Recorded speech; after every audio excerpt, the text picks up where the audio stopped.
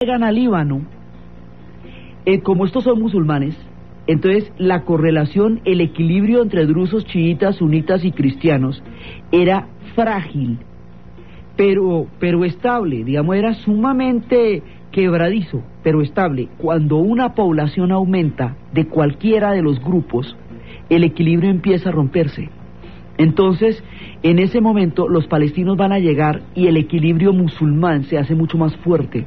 La población islámica es mucho mayor. En un territorio tan chiquito, cada persona que llegue hace bulto porque es que es muy pequeño este territorio.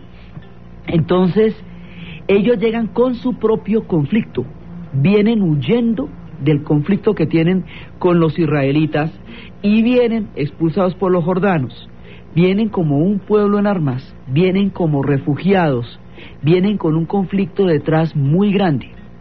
Entonces, mientras tanto, Siria, cuando ve que hay factores de desestabilización en el Líbano, Siria siempre quiere lo mismo. Siria quiere tomarse el Líbano, porque el Líbano ellos lo consideran parte de la Gran Siria.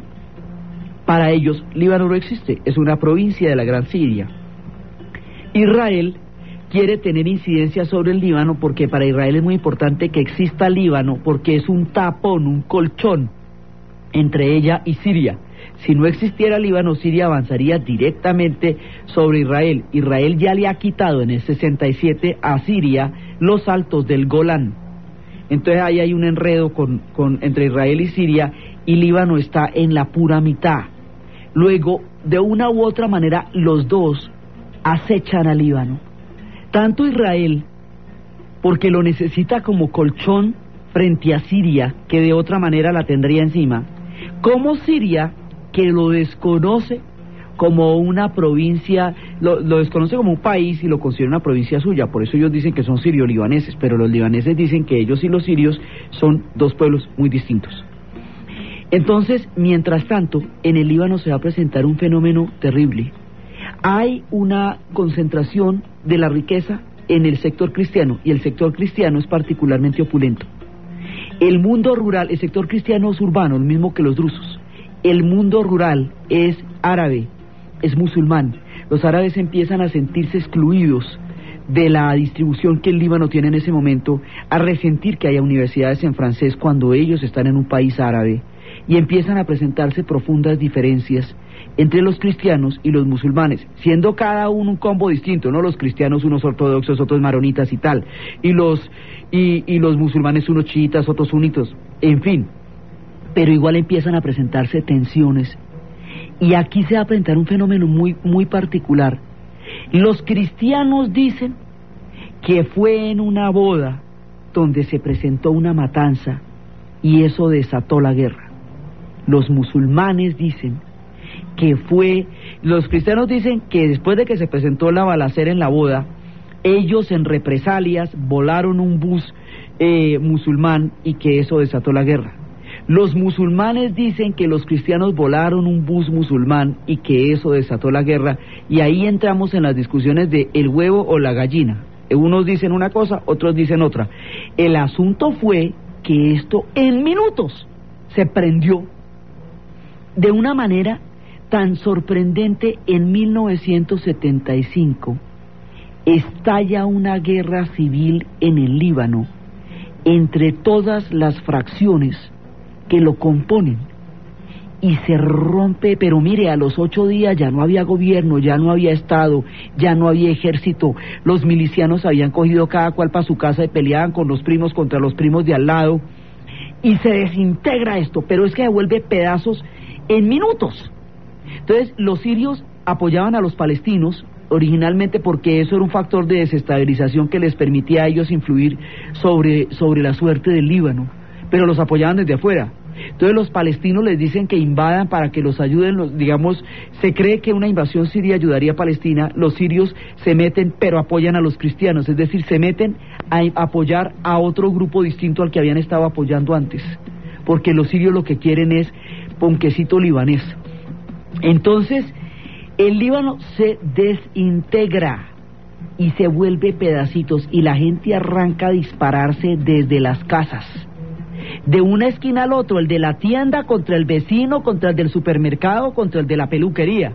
Y como eso es chiquitico, porque Beirut tiene 1.500.000 habitantes, entonces se están disparando de cuadra a cuadra, y como todos viven todos con todos, entonces esto se vuelve una cosa tenacísima, y arranca la guerra civil.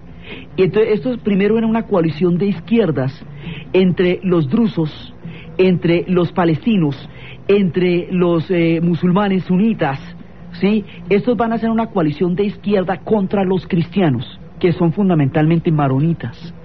Entonces se vuelve una guerra, digamos, en síntesis, entre cristianos y musulmanes, por una distribución distinta del poder.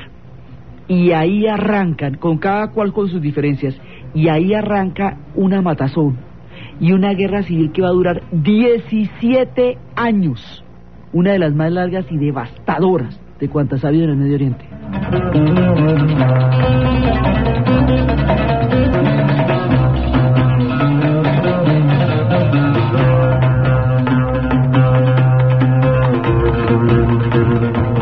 Y se arrancan a matar.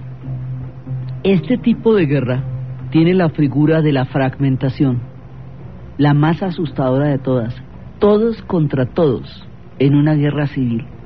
Cuando un país se fragmenta, da papaya, porque todos los demás que tienen ambiciones y que tienen intereses se sienten invitados a tomar parte en río revuelto, ganancia de pescadores.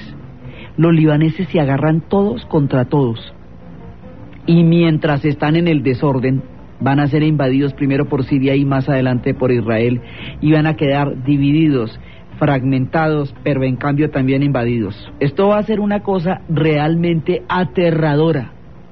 Y como la guerra va a durar 17 años, pues alcanzan a pasar todas las demás guerras mientras tanto. Entonces alcanza a pasar hasta la paz con los egipcios, los acuerdos de Camp David, la revolución islámica iraní, la guerra Irán-Irak, pues es que duran todo el tiempo, Entonces cada una de las guerras que va pasando en el Medio Oriente va afectando esta guerra que va permanentemente allí y que se va a volver, esa es la que hace que Beirut se asocie con la violencia y con la matazón cuando era la perla del Medio Oriente, y hoy por hoy vuelve a ser una hermosa ciudad. Pero esa idea de asociar Beirut con violencia, pues es que fueron 17 años de guerra civil. Entonces todo el mundo pensaba, y había una cantidad de refugiados que fueron hacia Francia. Entonces todo el mundo siempre pensaba como que en Beirut era tropel, porque los pueblos cuando se les alargan los conflictos suelen identificarlos solamente con eso.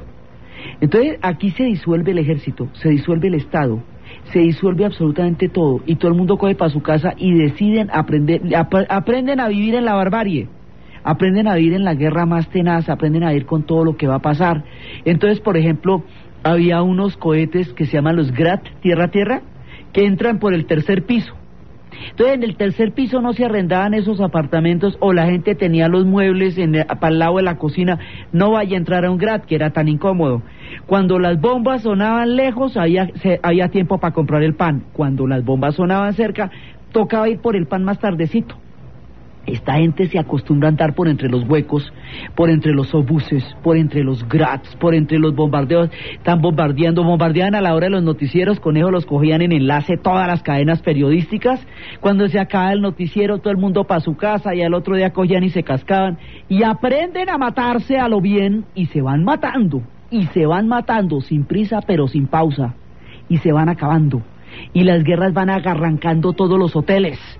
Entonces las guerras son por entre los jacuzzis, por entre las piscinas, por entre los grifos, ¿sí? En los sitios más lujosos, las arañas de cristal. Esto era la balacera de milicianos dándose pero duro. Hay una película de Volker Schlondorf, el mismo director del Tambor de Hojalata, una película que se llama El ocaso de un pueblo, y es la historia de un periodista alemán que va a ir a cubrir este conflicto, y lo que ve lo deja mudo, no puede volver a hablar, porque queda tan impactado del horror de la guerra que no puede ya decir nada, y se cogen los libaneses a matarse, y todo el mundo va aprovechando eso. Entonces mientras tanto Siria Primero está por el lado de los cristianos, viendo a ver cómo logra, después de que había apoyado a los palestinos. Los palestinos están allá en su propia historia, y mientras tanto, Hussein, que ya había, digamos, mientras tanto es que van pasando muchas cosas, porque la primera fase es con Siria, la segunda fase es cuando va a entrar la invasión de Israel.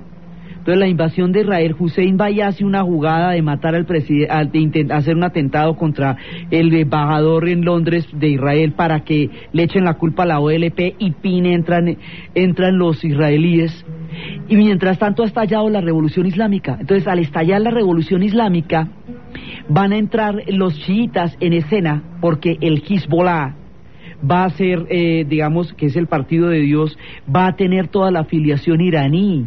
La revolución islámica entra a apoyar el sector chiita del conflicto y empieza a darle todo un nuevo, digamos, un nuevo carisma a esta cosa.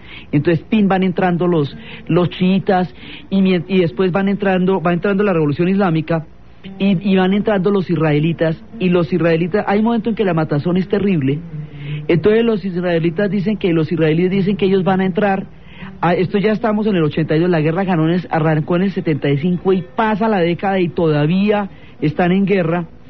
Además, la invasión de Israel primero tiene el pretexto del atentado contra el embajador, que eso lo terminó siendo fue Hussein, porque el enemigo de Hussein es Siria. O sea, la pelea de Hussein es contra Siria. Entonces, si él ve que Siria está avanzando sobre el Líbano, pues él hace lo suyo para contrarrestar la dominación siria.